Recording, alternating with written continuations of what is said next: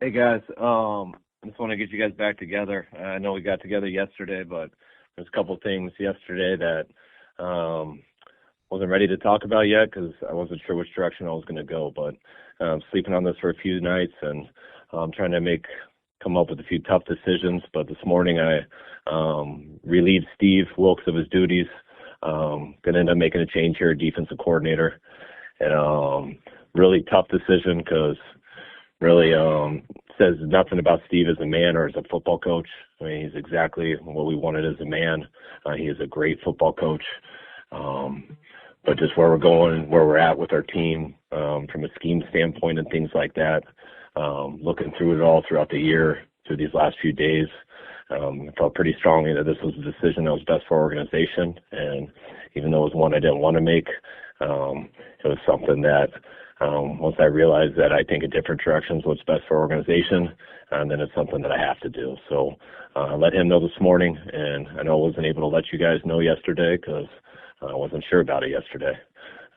But I am now, and that's the case, and want to let you guys know firsthand. So I'll open up for questions now. Kyle, does this have to do with just kind of, him coming in from outside the building and not being familiar with the system that you guys had run successfully for so many years before this? Yes. I mean, that was the hardest part, and I knew that was a challenge. It was tough. It was real tough losing D'Amico. It was tough losing Solid the year before, but we had committed to not just the system, but the players that had been in the system, from our D-line, our linebackers. They had played in it for such a long time, so it was my goal to not have to change all of them, and bringing in Steve, who was unbelievable, and how loyal he was, and him trying to do it, but it just ended up not being the right fit. And it's like, it hurt for me to do this, but that's exactly why I had to. So now, do you look inside the building, or do you look for people familiar with that system outside the building? We'll do both.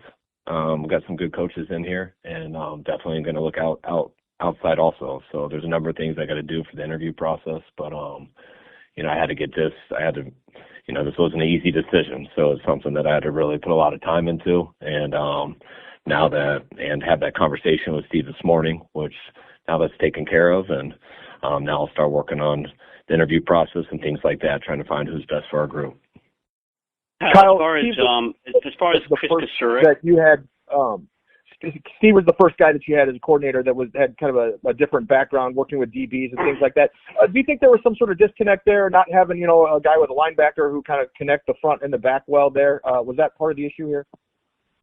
Yes, I think it was, and I don't think that just is solely because his background's DBs. I just think it has to do with, the way we play linebacker, and stuff like that, and the way that, Fred and Trey have done it here over the years, and the way we've coached it. And I mean, there's no one way to do things, but you want to tie things together, and Steve was always working to do that. There's no doubt about that, but it was just for his background and how it ended up with us, it was harder than it needed to be, and I felt it would improve us going a different direction. Hal, have you ever broached being a defensive coordinator with Chris Kasurik or Johnny Holland, either of those two guys? Yes. Yeah, I've been around those guys for a while, so talk about a lot of things. I mean, what's the feedback been from Kasurik? Is he happy being a defensive line coach, or is that something that he's interested in, being a DC? I think it's always a possibility for him, but I know what Chris majors in. I know what he loves to do. His passion is D-line. He doesn't go outside of that a lot, but Chris is a hell of a coach, and he's capable of doing a lot. A couple more guys.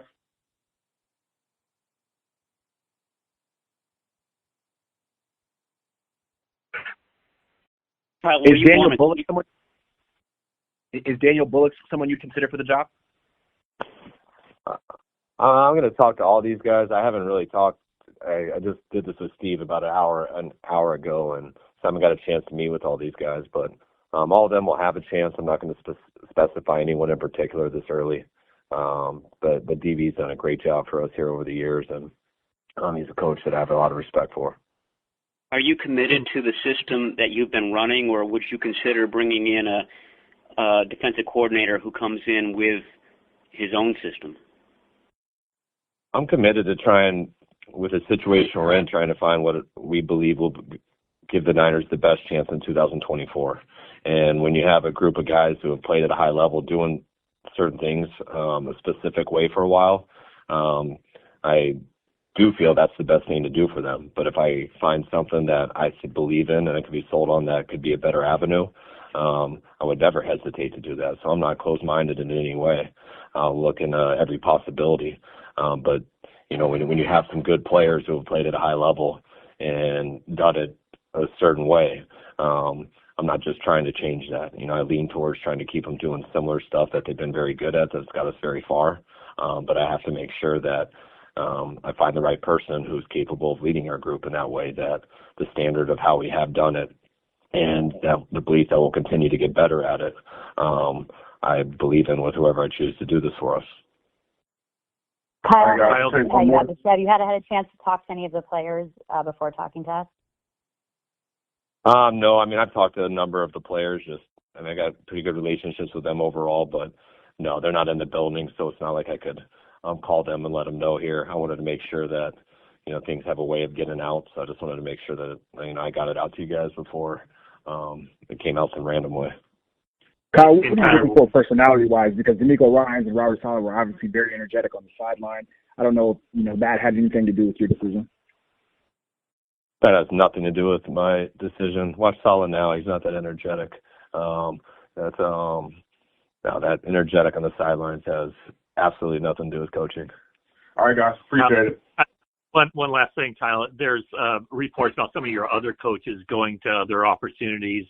Can you just kind of confirm which coaches, in fact, will be leaving to take other jobs? Yeah, James Krager got the O-line job with the Raiders. All these are confirmed, right? Tap came out today, I think I read on Pro Football Talk. So, yeah, Daryl Tapp, D-line coach at Washington. And Anthony Lynn is going to be run game coordinator at Washington. And I believe we already talked about Clint Kubiak. Great. Thank you.